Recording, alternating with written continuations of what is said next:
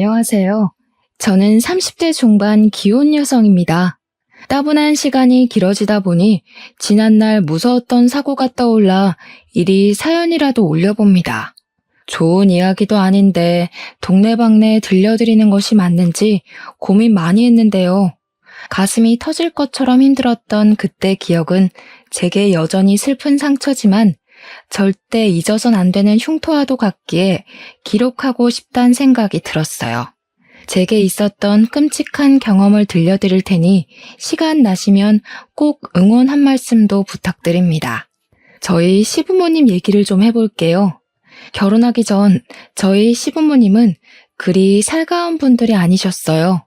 그러나 딱히 불편할 만큼 사람을 기분 나쁘게 하던 분들도 아니셨습니다. 그저 평범하게 불편했을 정도였다고 생각했어요. 그 정도는 새로운 가정에서 적응해야 될 저의 업무라고 봤기에 별 상관없었어요.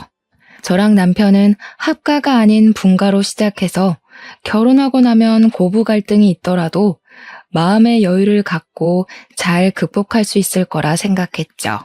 일단 남편이 먼저 제가 신경 쓰지 않아도 우리 처가댁에 잘해줘서 저 또한 시댁에 잘해주고 싶었던 마음이 컸습니다. 이런 힘찬 마음이면 시부모님의 환심을 쉽게 살 수 있겠다고도 자부했었어요. 근데 아무래도 제가 결혼이 처음이라 그랬나 봐요. 그저 저 혼자서만 잘하고 노력하면 모든 관계가 깔끔할 거라고 생각해버렸지 뭐예요. 결혼이란 건 사람 대 사람으로 이루어져서 그렇게만 잘 지내면 되는 문제인 줄로만 알았는데 소문대로 집안 문제가 정말 제 결혼 생활을 이렇게나 극한으로 몰고 갈 줄은 몰랐습니다. 시댁에 잘하기로 마음먹었던 저는 결혼한 지 얼마 되지 않고부터 시댁과 삐걱거리는 일이 생겨버렸는데요. 그 원인은 바로 저희 엄마 문제 때문이었어요. 저희 엄마는 제가 학창시절일 때부터 심장이 안 좋으셨습니다. 그래서 제가 수능을 쳤을 때도 수술하느라 마중을 못 나오시고 사경을 헤맸던 적이 있었죠. 그 뒤로 저는 엄마한테서 눈을 떼지 못하는 딸이 되었고 엄마한테서 병원은 때려야 뗄 수 없는 존재가 되어버렸어요. 심장병이란 것이 정말 종잡을 수 없는 병이더라고요. 괜찮은 줄 알았다가도 한순간에 잘못될 수 있다는 걸 저도 한두 살 나이가 먹어가면서 알게 되었습니다. 그러면서 더 엄마를 이해하게 되었고 엄마를 자식 돌보듯 챙기게 되었죠. 나이를 먹는 게 좋으면서도 싫었습니다. 나이를 먹으니 제가 생각이 더 깊어지고 엄마를 좀 더 잘 보필할 수 있는 능력이 생기니까 좋았으나 반면 아무래도 엄마 또한 저와 같이 나이가 드니까 건강을 잘 관리해도 갈수록 호전을 바라는 것이 더 어렵더라고요. 저도 그걸 잘 알아서 직장을 다니면서도 자취는 더더욱 한 적이 없었습니다. 엄마가 주기적으로 병원을 다니는데 그때마다 병원에 연차를 내어 무조건 같이 방문했었어요. 아빠도 안 계시는 마당에 제가 죽을 때까지 엄마를 모시고 챙길 생각이었죠. 근데 예상치 못하게 제가 결혼하고 싶은 사람이 생기면서 고민 많이 했었어요. 엄마가 신경 쓰여서 엄마랑 남편한테 다 말 못하고 혼자 끙끙 앓았는데 고맙게도 남편이 그런 제 마음을 다 눈치채줬더라고요. 남편은 제게 결혼식을 올리는 것보다 마음이 함께인 것이 좋다고 당시 저를 기다려 주었습니다.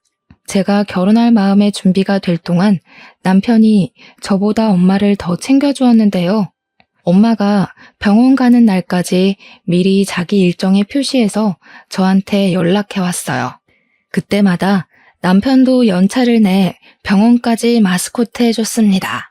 그렇게 몇 날 며칠을 보낸 뒤에야 제가 어느덧 남편한테 큰 의지를 하고 있단 걸 알았고 안심해서 결혼을 하게 된 거였어요. 바보 같게도 저는 엄마 문제로 겪는 고비는 그게 끝인 줄 알았네요. 하지만 결혼하고 닥쳐온 시댁 첫 제사로 인해서 제게 친정으로 닥쳐올 시련은 시작조차 되지 않았다는 걸 뒤늦게 알아버렸습니다. 시댁 제사가 있는 한 달 전, 시댁에 갔는데 시모가 먼저 제사를 언급하시더라고요. 저는 그때 시댁 제사 이야기 자체를 처음 들었기 때문에 그때만 해도 제사 날짜를 전혀 모르고 있었어요. 그래서 문제는 제사를 한다는 것이 아닙니다.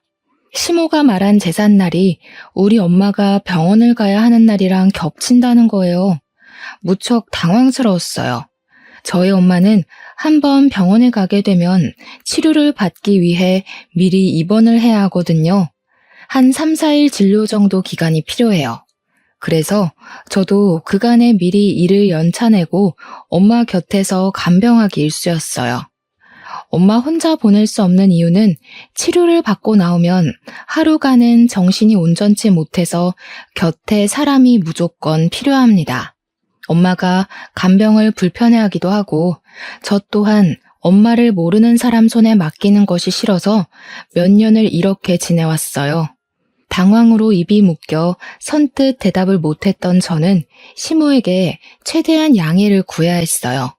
이 난감한 상황을 어찌 잘 설명하면 좋을까 고민하던 찰나 남편이 먼저 시모에게 대답을 했는데요.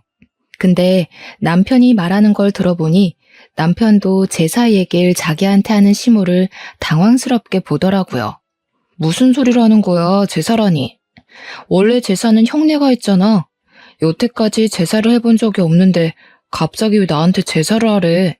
너네 형 지방으로 이사 갔잖니. 못 들었어? 발령 났다더라. 네 형이 없으니까 당연히 네가 챙겨야 할 거 아니냐. 우리가 이 늙은 몸을 이끌고 몇 시간이나 걸리는 거리를 왔다 갔다 하리? 며느리까지 새로 들어왔으니 이제 가장일 좀 해야지. 듣자 하니 원래 제사는 장남인 아주버님네에서 다 했나 보더라고요. 시부모님이 직접 아주버님네까지 가서 함께 지낸 것 같았습니다. 이제 아주버님이 지방으로 가버리고 없으니 제 남편 보고 아주버님이 했던 것 모두 도맡으라는 것이 시모의 통보였어요. 남편도 이 사실을 저처럼 그날 처음 들었던지라 저한테 그 어떤 언질도 못 해줬습니다. 그래서 제게 결혼 전이나 신혼초 때도 딱히 집안 행사에 대해서 언급한 적이 없었고 뭐든 우리 친정 행사가 우선이라고 말해줬었겠죠. 어쩌면 남편 입장도 아주 당황스러웠을 거예요. 아주버님네는 우리 결혼식 할 때 이미 지방으로 발령나서 이사를 마친 상태였다고 합니다. 그 사실도 남편이 몰랐다고 하니 그건 형제간에 좀 너무했지 않나 싶네요. 먼 친척도 아니고 형제 사이인데 같은 서울에 살다가 이사를 가는 거면 지방으로 이사 간다고 말해줘야 되는 거 아닌가요? 설령 바빠서 깜빡해서 못해줬다고 하면 결혼식 때라도 말해줄 수 있었던 거잖아요. 저 혼자 이해 안 가는 부분이었던지라 둘 사이에 끼지 못하고 그저 입 꾹 닫고 서 있었습니다. 일단 저희 엄마 병원 때문에 이번 제사에 참석이 불가하다는 것부터 말씀드리는 게 급했으니까요. 어쨌거나 앞으로는 제사를 우리 남편이 맡아서 해야 된다는 거잖아요. 시부모님까지 모시고 이건 말 그대로 우겨서 거절하기 애매한 상황이라서 일단 남편이 수긍하는 듯 했습니다. 그럼에도 저와의 약속은 지키고 싶었는지 제 편의를 봐주려고 했어요. 그럼 나만 제사 참여할게. 와이프는 장모님 병원 때문에 안 돼. 미리 잡은 일정이라 뺄 수도 없고 장모님 심장 치료는 옆에 보호자 없으면 위험한 치료야. 이건 엄마가 양보해줘야 돼. 아들, 네 형이랑 형수가 왜 제사를 도맡아서 했는데 엄마 혼자 음식하고 준비하기에 몸이 안 좋아서 대신해주느라 그랬던 거야. 그런데 며느리를 쏙 빼놓고 하라고? 내가 와이프 하는 몫까지 다 할 거야. 이미 내가 다 약속해준 거라서 엄마가 마음대로 취소 못해. 더 이상 참견 말고 제사는 와이프 없이 하는 걸로 하자. 남편의 단호한 말이 이어지자 시모가 이번에는 대답을 안 했습니다. 그것이 괜히 눈치가 보여서 시모를 한번 쳐다봤어요. 시모는 그저 식탁에 놓인 주전부리들만 들추고 있더군요. 누가 봐도 기분 언짢다는 내색인 듯 했지만 어쩌겠습니까? 시모한테 죄송한 짓을 저지를 수밖에 없었어요. 그리고 시댁 제사 당일이 되었습니다. 그 어느 때보다 무거운 마음으로 엄마 병원을 가야 했어요. 그래도 남편의 감사한 배려로 엄마를 챙길 수 있다는 것 자체가 다행이라 생각하며 마음을 편히 가지려 했습니다. 그 바람에 미안하게도 남편은 혼자서 처음 해보는 제사에 참석을 하게 되었죠. 그리고 그날 남편이 제사를 끝내고 시댁에서 자지 않고 새벽 늦게 우리 엄마 병실을 찾아왔어요. 그 기척에 너무 놀라서 피곤한데 뭐하러 왔냐고 했더니 자기 고생한 거 생각도 안 하고 참 기특한 소리를 하는 거 아니겠습니까? 내가 태워다 주기로 했는데 장모님이랑 약속 못 지켰잖아. 미안해서 얼굴이라도 뵈려고 왔지. 아무래도 내일 인사드리는 게 좋겠지? 엄마랑 약속 못 지킨 것이 내내 마음에 걸려서 그 새벽에 이 먼 길을 달려왔다는 남편의 말에 정말 감동받았습니다. 남편의 마음이 너무 갸륵해서 그 때문에 혼자 제사를 고생한 남편에게 더 미안했어요.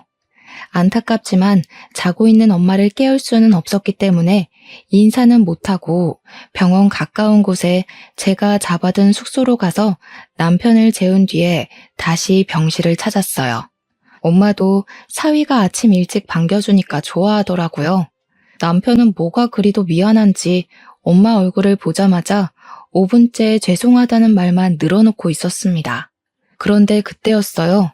남편이 이제 좀 엉덩이를 붙였는데 시모한테 전화가 온 겁니다. 결국 남편은 다시 자리에서 일어났고 잠깐 저희한테 양해를 구해 그 자리에서 통화를 받았어요. 그리곤 저희 모두가 그 자리에서 깜짝 놀랄 소식을 들었죠. 너 지금 어디냐? 네 엄마 아침에 쓰레기 버리러 나가다가 다리 힘 풀려서 계단에 굴렀다. 방금 수술하러 들어갔거든. 급한 일 있는 거 아니면 여기로 좀 올 수 있겠어? 시부 말로는 시모가 제사 때문에 안 하던 고생을 무리하게 해서 탈이 났는지 새벽 내내 다리가 아파서 잠도 제대로 못 잤다고 합니다. 그게 아침 대바람부터 그 사고를 낸 거라고 했고요. 그래서 상황은 급하게 다리 수술하러 응급실에 실려간 상태라고 하네요. 마침 병실이 조용해서 저랑 친정 엄마까지 듣고 있었던 터라 저희까지 놀랐어요. 결국 남편은 다시 시댁으로 가야 했습니다. 남편은 저희 엄마한테 면목없어 하면서 이미 끝냈던 사과를 또 하기 시작했어요. 엄마는 괜찮다면서 심호 걱정을 했고 가만히 서 있는 저를 보고도 같이 가보라고 권유를 했습니다. 엄마 두고 어떻게 가? 그래도 내일까지는 내가 있어줘야지. 엄마 지금 혼자서 화장실 가는 것도 어렵잖아. 정신만 돌아오면 다 된 거지 뭘. 여기 지나다니는 보호자 선생님이나 간호사 선생님 불러서 좀 도와달라고 하면 돼. 옆에 보호자분들한테 도와달라고 하거나. 엄만 이제 알아서 할 수 있으니까 네 시어머니나 가서 챙겨드려. 수술한다는데 아들이랑 며느리가 옆에 있어줘야지. 계속해서 곤란해하고 있는 저를 보면서 엄마는 하루 뒤면 태어날 건데 뭐가 그리 걱정이냐고 전화 꼬박꼬박 해줄 테니까 빨리 가보라고 했습니다. 원래 수술 끝나고 식구들이 같이 있어줘야 기운 빨리 차리는 법이라고 말이죠. 할 수 없이 저도 남편이랑 같이 시모가 있다는 병원으로 달려가야 했어요. 우리가 도착하니 시모는 이미 수술을 다 끝내고 다리에 철심을 박은 채로 병실에 누워 있었습니다. 이왕이면 엄마 말대로 수술 전에 도착하고 싶었는데 그게 좀 아쉬웠어요. 그래도 시모가 누워서 눈덩이에 팔을 올리고 있는 것 보니 수면 마취는 깬 지 얼마 안 된 것 같아 보이더라고요. 저는 걱정되는 마음에 시모에게 냉큼 다가가 시모의 손을 잡았습니다. 어머님 작은 며느리 왔어요. 다리는 좀 괜찮으세요?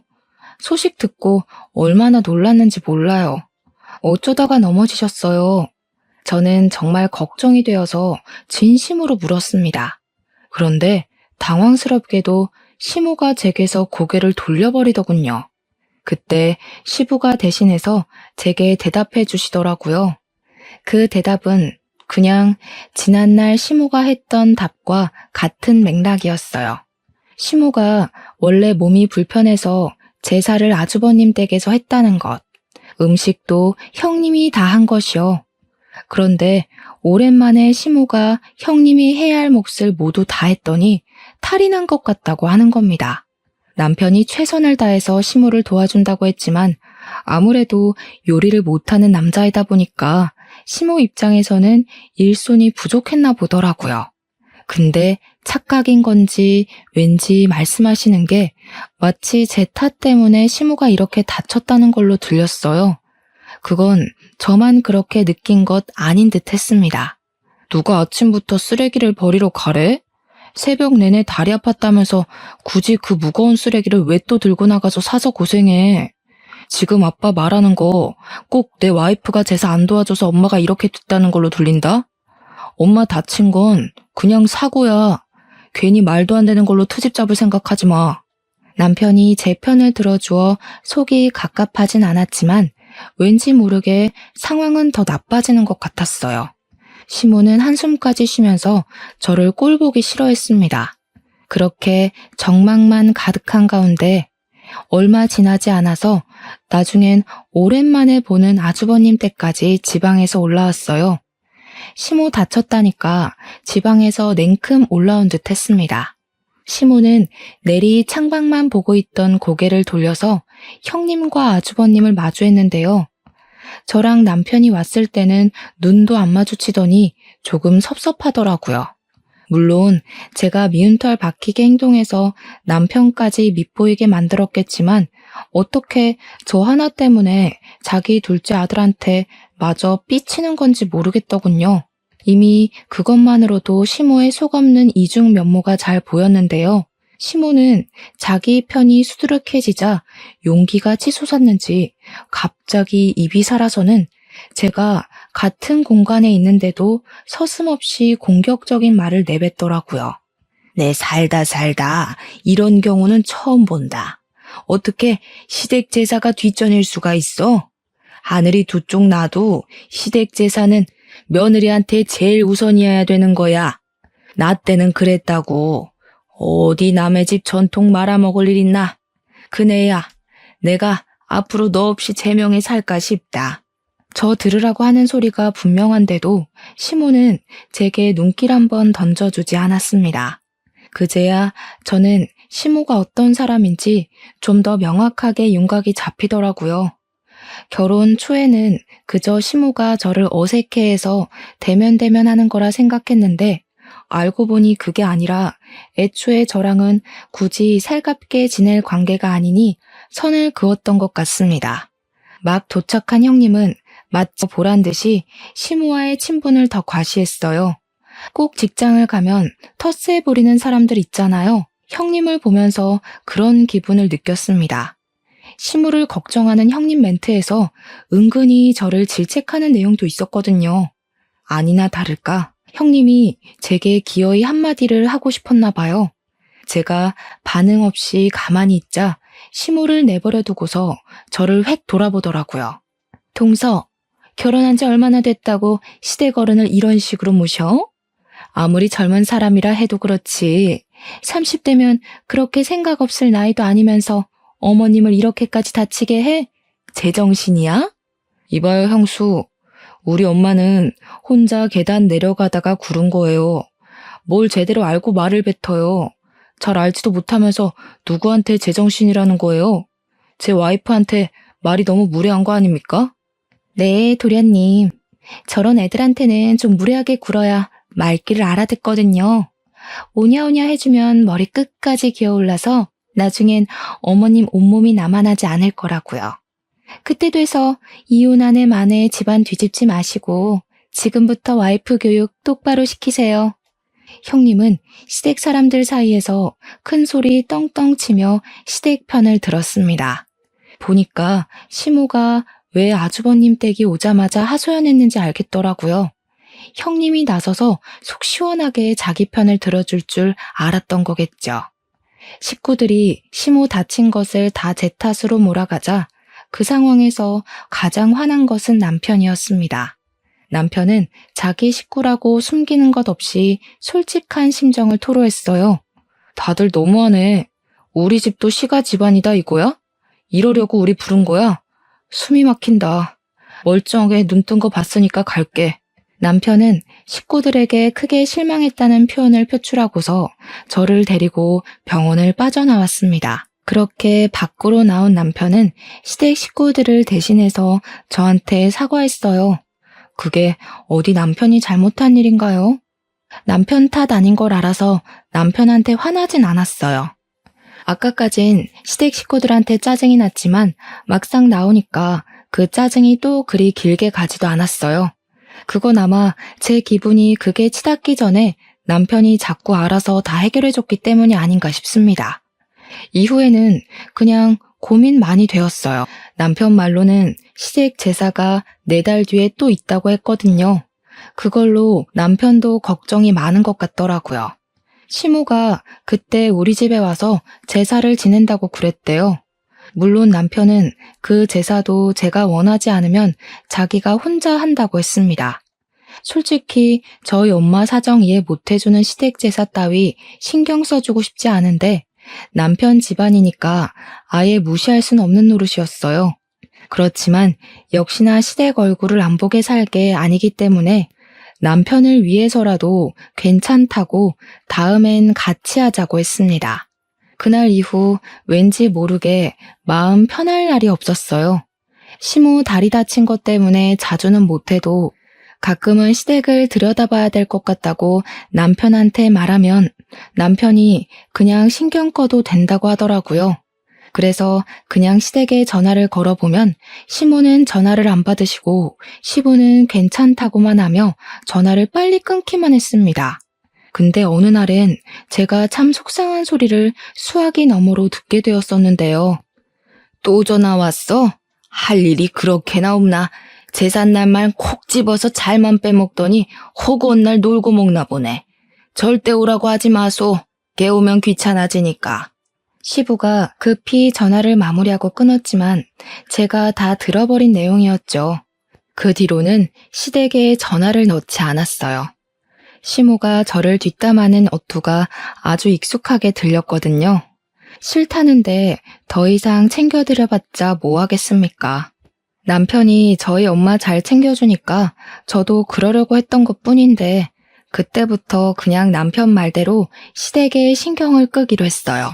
그리곤 마음 무겁게 시간만 보냈고 어느 날 저는 세상에서 가장 힘든 시간을 겪었습니다. 엄마랑 평소처럼 통화를 하던 날이었어요.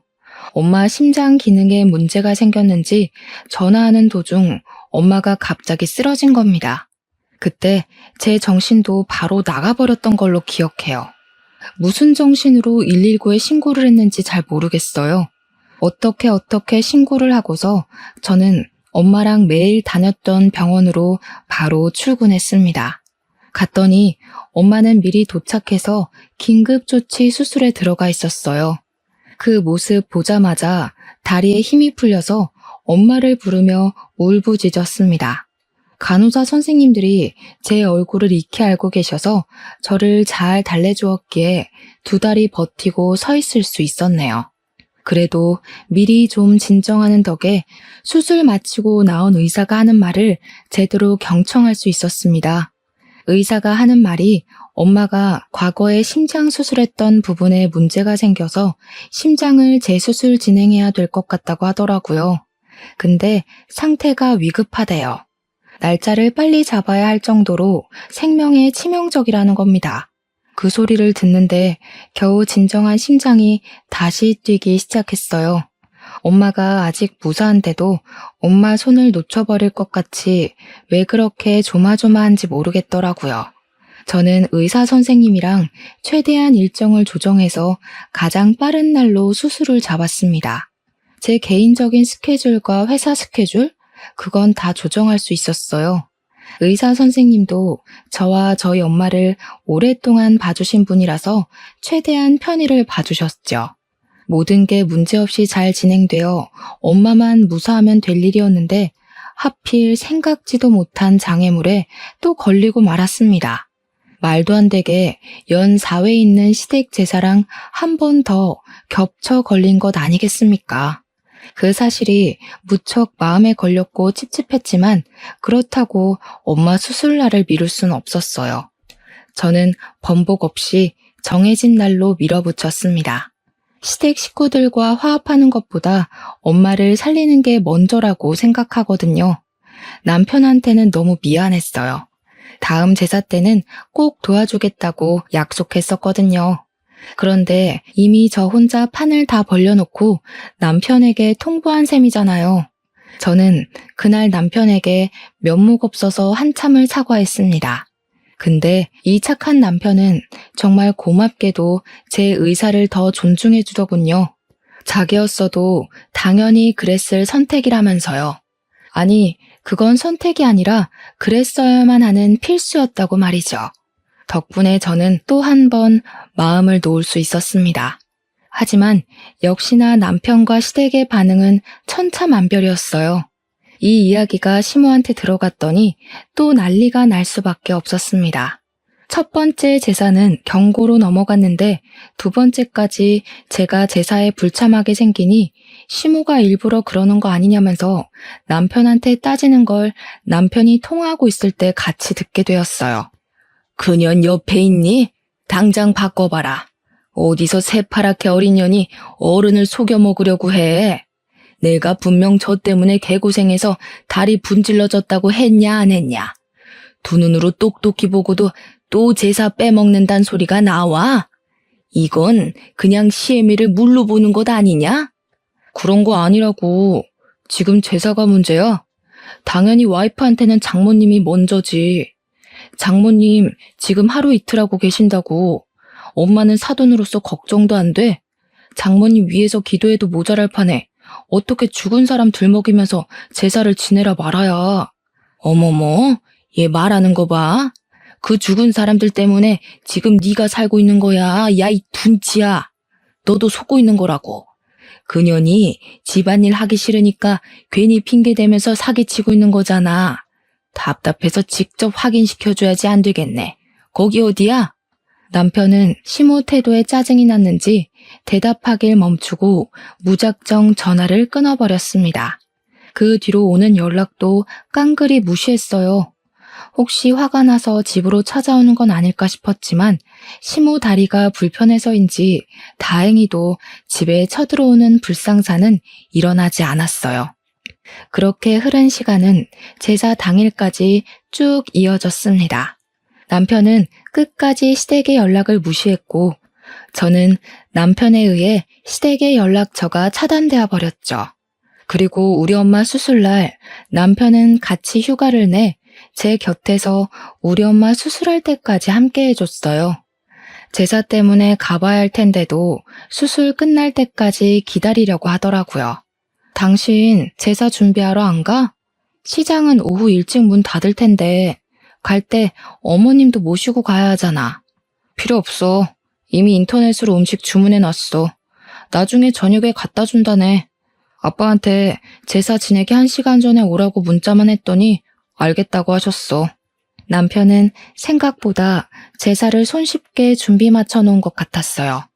한 번의 실수를 겪고 나서 두 번의 사고를 치르지 않기 위해 생각을 많이 한 모양입니다. 그 과정에서 제 생각도 조금은 들어간 것 같아서 더 고마웠네요. 덕분에 저는 홀로 있었으면 더 무서웠을 공백 시간을 남편과 함께 하면서 조금 마음 놓고 기다릴 수 있었어요. 남편은 엄마 수술이 무사히 끝나고 병실로 이동하는 것까지도 동행해 주었습니다. 저희 시댁은 제사를 밤 10시쯤에 한다고 하더라고요. 그래서 남편은 병원에서 8시 30분에 출발을 하기로 하고 마음껏 저희 엄마 곁을 지켜줬어요. 한참 그렇게 같이 있다가 오후 7시가 지날 무렵 남편은 잠깐 근무 전화 받으러 자리 비웠고 저도 화장실을 다녀왔습니다. 의사 선생님 말이 수술 너무 잘 됐다고 예전처럼 예고 없이 쓰러지는 경우는 줄 거라고 하더라고요. 그 소리를 듣는데 얼마나 가슴을 쓸어내렸는지 몰라요.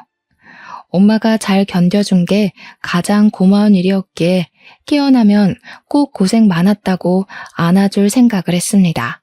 그 잠깐도 못 견디고 엄마가 보고 싶어 얼른 화장실을 나섰어요. 다시 병실 돌아가는데 임직원들이 우리 엄마 병실 앞에 모여 있었습니다.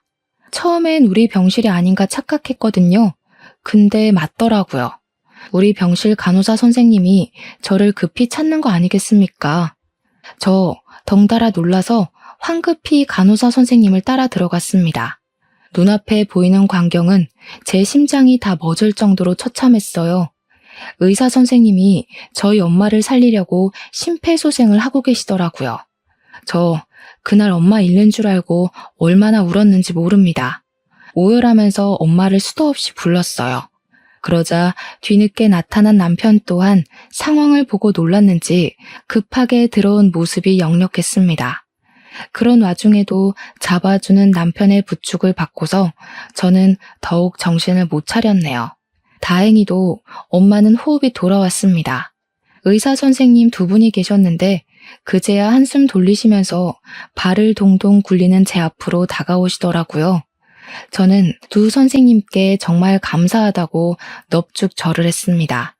그런데 의사 선생님이 잔뜩 성이 나서는 저한테 호통을 치시더라고요. 그러면서 하는 소리가 저를 무척 당황스럽게 했어요. 아까 그분은 보호자분 가족이세요? 대체 정신머리가 어떻게 되어 있길래 호흡기 스위치에 손댈 수 있단 말입니까? 지금 환자 죽을 뻔했습니다. 우리 간호사가 그 보호자분 낌새 눈치 못 챘으면 돌이킬 수 없을 뻔했다고요. 의사 선생님이 하시는 말도 안 되는 말에 저 또한 덩달아 놀라서 그게 무슨 소리냐고 물었습니다. 그러니 의사 선생님은 더 설명하기도 진이 빠진다는 듯 간호사에게 뒷일을 맡기곤 병실을 터덜터덜 나가셨어요.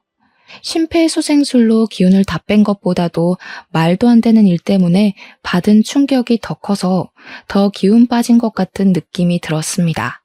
일단 저는 의사 선생님이 해주신 말뜻을 얼른 알고 싶어서 간호사 선생님께 물었어요.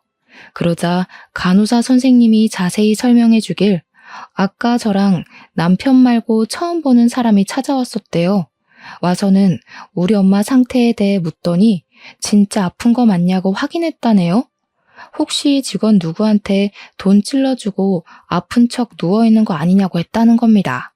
그래서 간호사가 그 사람을 이상하게 쳐다봤는데 됐다면서 병실로 가버렸다고 해요. 뭔가 수상쩍잖아요. 때문에 간호사가 뒤늦게 가서 확인했더니 글쎄 그 사람이 우리 엄마 호흡기 장치를 끄고 있었다는 거 아니겠습니까? 사실을 알고 얼마나 간이 철렁했는지 모릅니다. 근데 그 소리를 들으니까 문득 바로 떠오르는 사람이 있더라고요. 바로 시모였죠. 시모가 남편한테 내가 일하기 싫어서 우리 엄마 아프다고 거짓말하는 거 아니냐고 했던 말이 떠오르더라고요. 저는 더 생각하고 싶지도 않고 당장 찾아 나서고 싶었어요. 그래서 간호사 선생님한테 우리 엄마를 좀 부탁하고 병원을 뛰쳐나왔습니다. 남편도 바로 제 뒤를 따라왔죠. 불과 좀 전에 있었던 사고였기 때문에 분명 일을 벌인 사람이 멀리 못 갔을 거라 생각했습니다. 아니나 다를까 우리가 건물 나오자마자 병원 밖으로 빠져나가는 익숙한 차가 하나 발견되었어요. 그건 다름 아닌 아주버님 차였죠. 그것 또한 기가 막히더라고요. 아주버님 차를 여기서 보게 될 줄은 몰랐거든요. 시모가 아니라 아주버님이랑 형님 짓이었구나 라는 것을 그때 알아차렸어요. 그들 짓이 아니고서야 그들이 굳이 지방 사는데 우리 엄마 병원까지 올 일이 없지 않겠습니까? 저희 엄마 병원이 서울 한복판에 있는 유명한 병원도 아닌걸요. 아마 시모가 뒤에서 형님을 조종했겠죠. 자기 몸이 불편하니까 괘씸한 부탁으로 우리 엄마를 해코지 하려고 했겠죠. 어떻게 사람이 다 죽어가는 상대를 두고 그런 짓을 벌일 수가 있는지 도무지 용서할 수가 없었어요.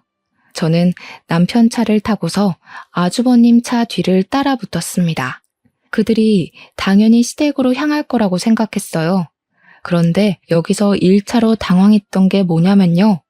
생전 처음 보는 동네로 들어섰다는 겁니다. 그때부터 남편이랑 아주버님 차를 놓친 게 아닌가 싶어 열심히 눈으로 쫓으면 아주버님 차는 여전히 저희를 앞장서고 있었어요. 결국엔 낯선 아파트 건물까지 들어가서야 차가 멈추게 되었죠. 여기서 끝이 아니었습니다. 2차로 당황했던 건 그 차 안의 주인공들 때문이었어요. 아주버님이랑 형님까진 예상했었는데 시부랑 시모까지 타고 있는 줄은 몰랐거든요. 그러니까 우리 엄마 병원을 다녀간 사람이 무려 4명이라는 겁니다. 우리 엄마를 죽일 뻔한 짓을 한 사람도 그 짓을 알고 있는 사람도 4명이라는 거예요.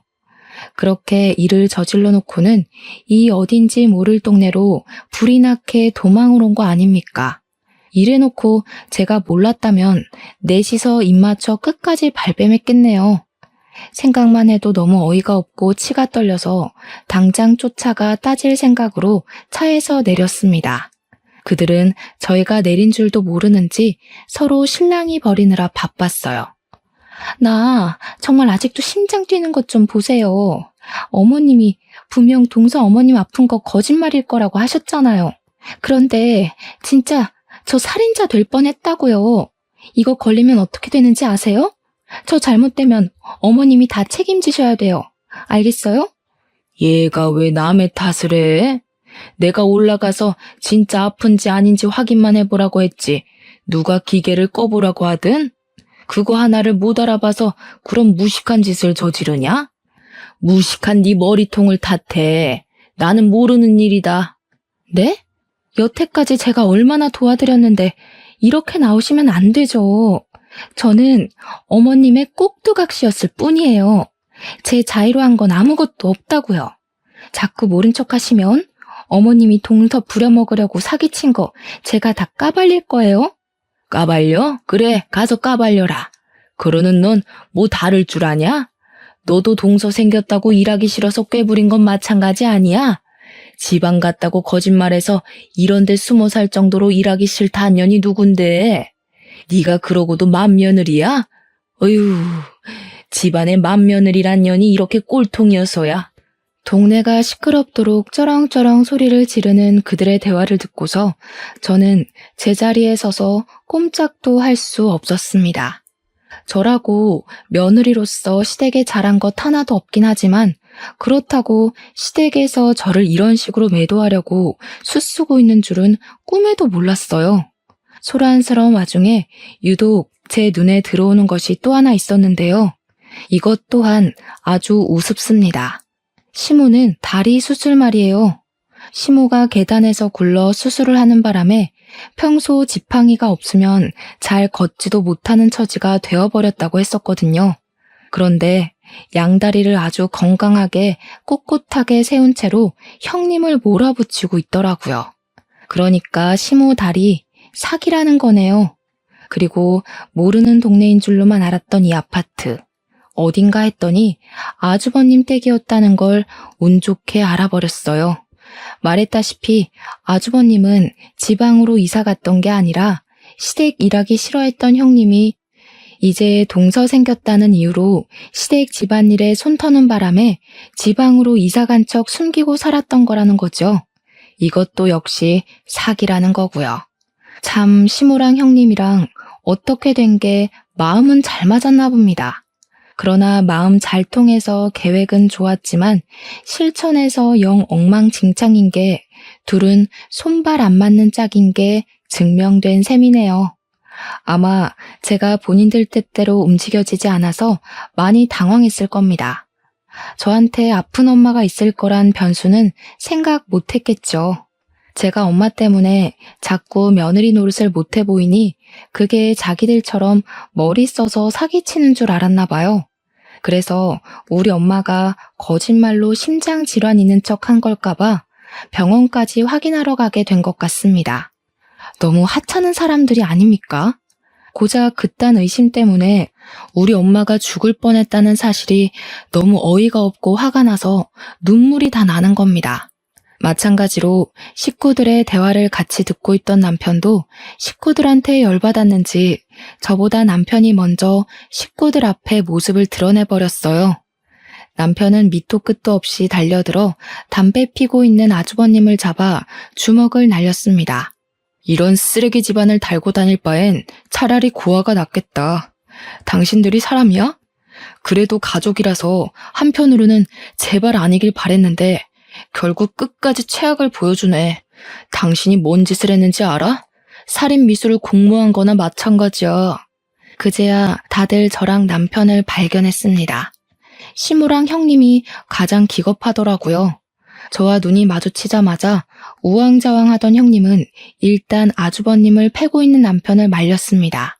그 사이 저는 화가 난 채로 시모 앞에 다가서서 손으로 시모 수술했다는 쪽 바지춤을 잡아 올렸어요. 아주 매끈한 다리가 드러나더라고요. 얼굴 빨개진 시모가 뭐 하는 짓이냐고 뒤로 물러나는 거 있죠. 제사가 얼마나 좋으시면 스스로 제삿날을 앞당기실까. 빨리 명달고 싶어 안 달라셨나 봐요.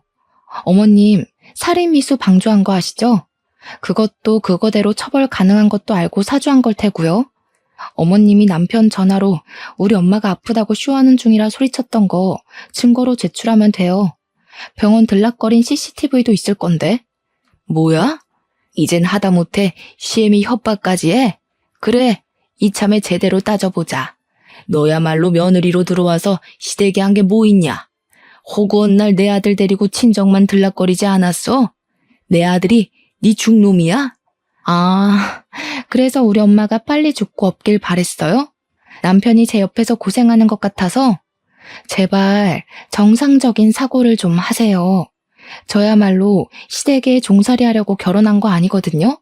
내가 당신 집 제사에나 목숨 걸려고 결혼한 줄 알아?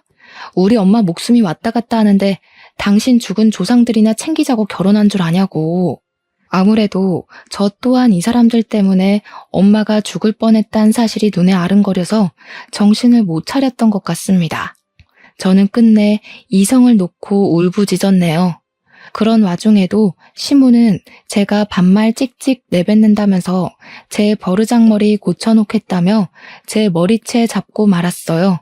그 꼴을 남편이 나서서 말려주려고 한순간이었습니다. 갑자기 시부가 먼저 나서서 말려주더라고요. 시부는 시무를 떼어내 밀치면서 제발 이제 그만 좀 하자고 지긋지긋하다며 소리를 질렀어요. 그리곤 그간 죄책감 들었던 건지 시부가 모조리 고백하기 시작했는데요. 미안하다 새아가. 네 시애미 사실 계단 구른 적 없어. 다리 수술은 나이 들고 무릎 연골 달아서 수술한 거야. 네가 제사 빼먹은 거 괘씸하다고 이 사람이 일부러 그렇게 꾸며서 네 죄책감 유발하려고 했었다. 시부는 시모가 그러라고 시키니까 일단은 그렇게 했는데 속이는 내내 제게 마음이 불편했다고 했습니다. 참다 말할 타이밍만 보고 있었는데 사람 목숨까지 위협하는 시무랑 형님을 보면서 그건 좀 아닌 것 같아서 결국 시부가 실토하는 것이랬어요. 시부는 손수 증인이 되어서 제가 당시 현장에서 알 수 없었던 사실까지 다 말해주었습니다.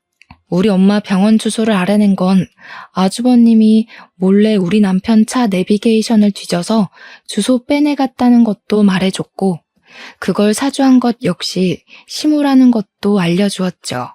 저는 그 자리에서 더는 시무를 모시고 살기 싫어서 이혼하길 택했습니다. 근데 남편에게 미안하다고 이혼하자고 얘기를 하려는 순간 시부가 저를 막았어요. 시부가 먼저 시무한테 이혼 통보를 하는 거 아니겠습니까? 저 당황해서 한 발 물러나고 말았습니다. 이혼이라니? 여보 왜 이래? 당신이랑 내가 무슨 문제가 있다고 이혼을 해? 우리 둘 사이에만 문제 있어야 이혼을 해? 내가 당신이랑 같이 못 살겠어도 이혼은 할 수 있는 거야. 이혼 소송이 왜 있겠어?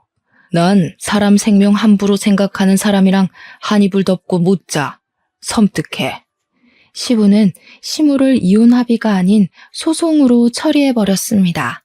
그제야 시모가 시부한테 매달리며 사과하고 난리를 부렸어요. 그 와중에 형님은 아주버님한테 어떻게 좀 해보라고 애원했죠. 저는 그런 형님한테 한마디 던져줬어요.